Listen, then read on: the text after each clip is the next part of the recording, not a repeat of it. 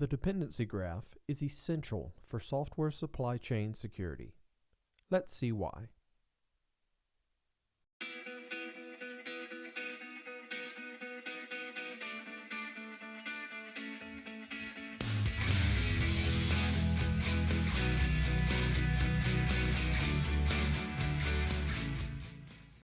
Hey y'all, I'm Mickey Gousset, and in this video, we are going to give an introduction to the dependency graph and how to enable it. Most development projects depend on hundreds of open source dependencies.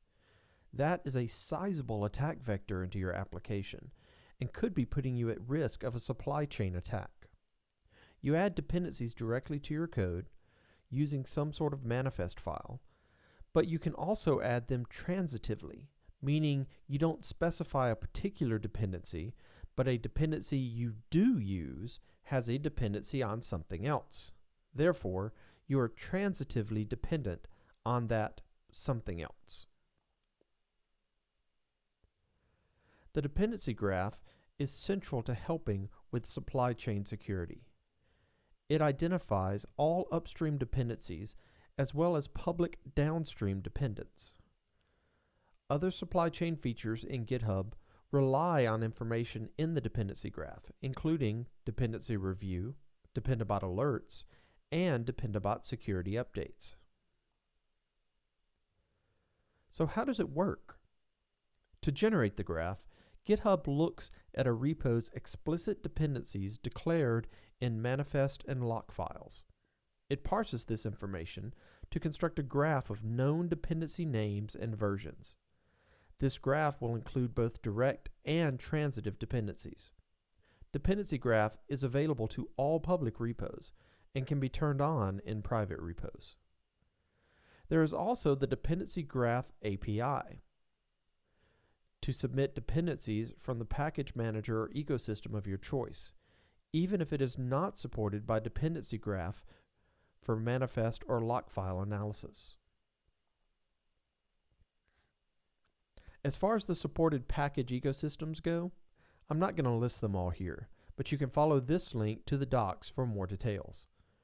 One aspect I like about Dependency Graph is its support for GitHub Actions, which, if you're using reusable workflows or custom actions, gives you a good way to see who might be using your workflow. For most of my security demos that I'll be doing for you, I'm using a fork of this repo called NodeGoat from OWASP because it has a bunch of vulnerabilities in it that I can then see through some of the security tools. So I have created my own version of this repo, and if I go to Insights and I go to Dependency Graph, you'll see that the dependency graph is currently turned off. I could turn it on if I wanted to. Or I can go to Settings, Code Security and Analysis, and I can turn on the dependency graph right here in this particular repository at the organization level where it's turned on for all repos and all newly created repos as well. So to enable this, we simply click Enable. It's pretty much that simple. Now, depending on the size of your repository, it may take a few seconds, it may take a few minutes, but if we come back now to the Insights tab and Dependency Graph, you will now see that it is starting to map out the dependencies that I am dependent on with this code. And this particular code does not have any dependents. There you go. That's how easy it is to turn on Dependency Graph. I hope you've enjoyed this introduction to Dependency Graph. If so, please comment and like this video, subscribe to my channel, and smash that bell to be notified of my next video. Thanks for watching.